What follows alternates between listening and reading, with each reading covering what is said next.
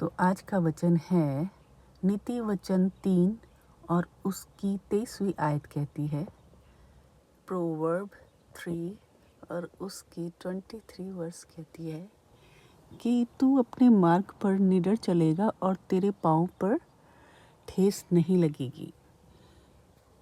तो ठेस क्या होती है? एक छोटी सी ठोकर जो हमको लग जाती है तो वो हमसे वादा करता है इस चीज़ का कि तू अपने मार्ग पर निडर चलेगा और तेरे पाँव पर ठेस नहीं लगेगी। वो अब सारी जो हमारी जो सिक्योरिटी है वो उसने अपने हाथों में ले ली है।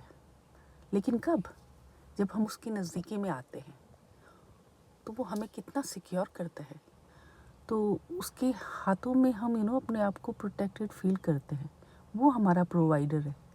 यहोवा जैरा वो कहता है कि वो हमारा प्रोवाइडर और प्रोटेक्टर है।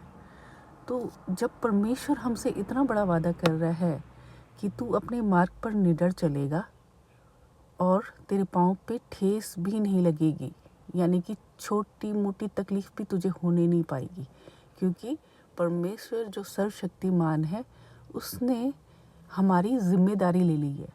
लेकिन वो हमारी जिम्मेदारी कब लेता है? वो तब लेता है जब हम उसके नज़दीक जाते हैं, जब हम उसको जानना चाहते हैं, जब हमें उसको जानने में इंटरेस्ट होता है। वो उन्हीं के लिए कह रहा है जो उसकी नज़दीकी में होते हैं। हम लोग फॉर्मेलिटी करके सोचते हैं कि हम तो अपना निभा रहे हैं। हम चर्च चले जाते हैं, हम थोड़ा बहुत सुन लेते हैं, हम गा लेते हैं, हम थोड़ा बहुत बोल लेते हैं। बस यही तो है, यही परमेश्वर को अच्छा लगता है। ये हमारी सोच है। पर परमेश्वर हमसे डीपली कनेक्टेड होना मांगता है। वो हमसे जुड़ना मांगता है। जैसे हमारे अपने परिवारों के लिए अपने रिश्तेदारों के, अपने परिवार के जो सदस्य होते हैं, अपने बच्चे, अपने माता पिता, उन्हीं से हर शख्स बहुत प्यार करता है। वैसे ही प्यार परमेश्वर हमसे चाहता है। जब हम उससे कनेक्टेड होते हैं तो फिर वो हमारी रिस्पॉन्सिबिलिटी को ले लेता है। और फिर बाइबल के बताती है कि तू मेरे निकट आ तो मैं तुझे सारे भेद की बातें बताऊंगा। तो वो भेद की बातें क्या हैं? क्या हम उस लेवल तक पहुँचे हैं कि हम परमेश्वर की भेद की बातें जान सके?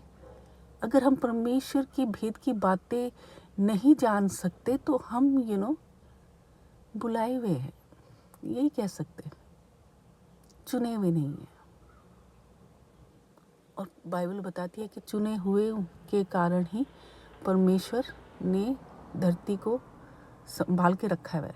नहीं तो रेनबो हमें बताता है कि खुदा को गुस्सा आ गया है, क्योंकि उसने नूह के टाइम पर कहा था, उसने वायदा किया था कि अब कभी भी मैं धरती को नाश नहीं करूँगा पानी से।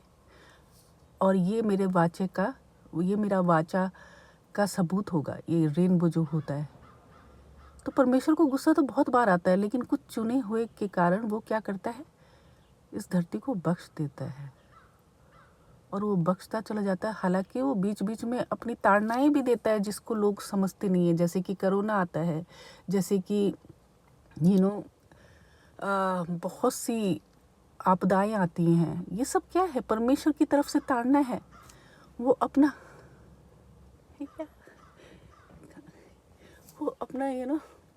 बताता है कि मैं सर्वशक्तिमान परमेश्वर हूँ, मेरे निकट आओ।